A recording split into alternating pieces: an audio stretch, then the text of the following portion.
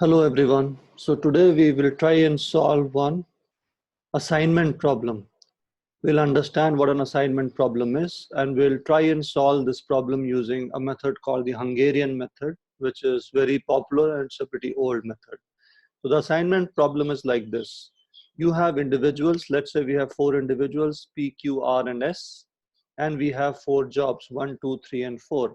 So we want to allocate each job to each individual. So one person gets one job, and the matrix that you see here is nothing but the cost matrix. So when we say 8, so this 8 units, it could be $8 or 8 rupees, is what the person P gets when he does job 1, or the cost of doing that job for person P is $8.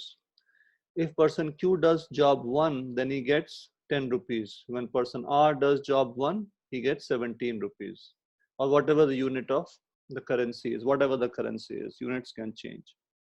Now the idea is we have to do allocation so that one person gets one job and the overall cost is minimized. Objective is to minimize the cost of doing the entire thing.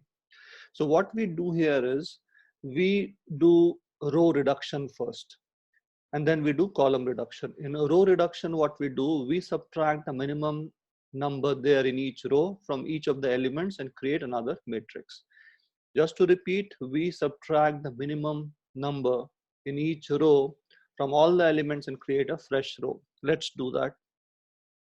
So the minimum number here is 8. So it will become 0, this will become 2, this will become 9, this will become 1.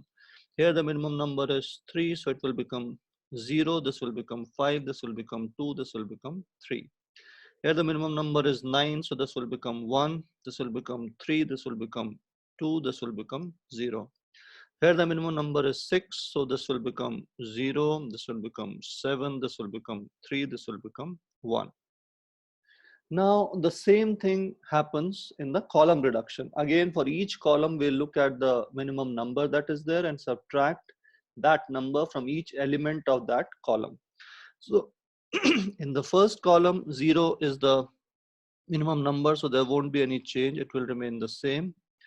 In the second column, the minimum number is 2, we'll get 0, we'll get 3, we'll get 1, and we'll get 5. In the third column, we'll get 7, will get 0, will get 0, will get 1.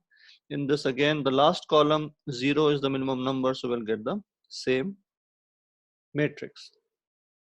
So we have done two steps. First is we have done the row reduction and then we have done the column reduction. Okay. Now the next step is we try to cover all the zeros in the final matrix with minimum number of rows and columns. So you have to choose as many rows and columns so as to cover all the zeros. Okay. Let's see what happens. So first row we can cover like this, second row we can cover like this, third row we can cover like this, fourth row we can cover like this. So in this case, all the zeros are covered. And how many rows did we take? We took 4 rows, right? Now the number of rows required to cover all the zeros is equal to the number of rows in the original matrix. Okay, the number of lines required to cover all the zeros is equal to the number of rows in the original matrix. We get an optimum solution. Okay, now how do we allocate here? We will again write here 1, 2, 3, 4, and let's write here P, Q, R, S. So we'll go row wise and see if there's a unique zero. If there's a unique zero, we'll just encircle it. In the first row, we don't have unique zeros. There are 2 zeros. So nothing will happen.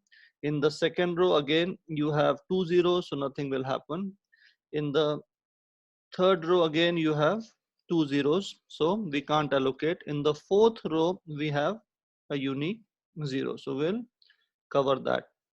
Remember, once you encircle a 0, you have to cancel that particular row and that column, right? So this row is already cancelled, we'll cancel the column also. Now we have the allocation 4 and P. So person P gets job 4. Now we have to repeat the exercise for each column. Okay. Going down, this column is closed, so we can't do anything. Second column, again, we have a unique 0. So again, you cancel the corresponding row and column. So you have the allocation. Person Q gets job 1. Now in third column there are 2 zeros, so you can't do anything.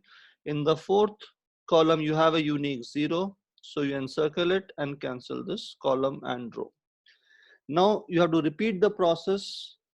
Okay, so go row wise first and then go column wise. Again, first row no unique 0, second row no unique 0, third row you still have one unique, sorry, in second row you have one unique 0 which has not been allocated, right?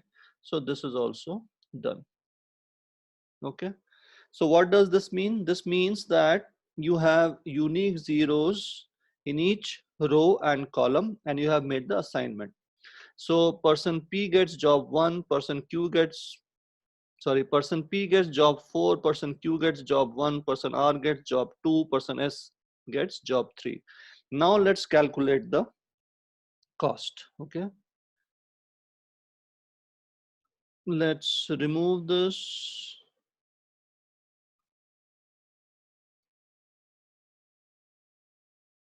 And so let's write it here. Person 1 gets job B or Q in this case. 2 gets R, 3 gets S, and person 4 gets P. Okay. So person 1 gets Q, person 2 gets R, person 3 gets S, person 4 gets P, or vice versa. Job 1 goes to person Q, job 2 goes to person R, job 3 goes to person S, job 4 goes to person P. Now let's find the cost. What will be the cost? 1 and Q, the cost is 17. Okay.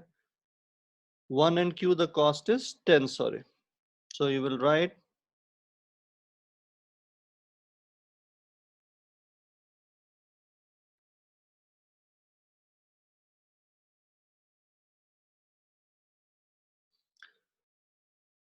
okay. So the cost is 10 plus 5 plus 9 plus 6. This comes to 15 plus 9, 24 plus 6, 30 units. So this is the total cost, and mind you, this will be the overall minimum cost. Whatever method you use, you can't reduce the cost further. So if you make these assignments, your cost will be minimum. Now there are suboptimal solutions, or even after doing this exercise which I just told you, you might not get an optimal solution. That is, you might not get unique zeros for each row or column. So then you have to take a couple of steps more. We'll try and understand that in the next video. Okay.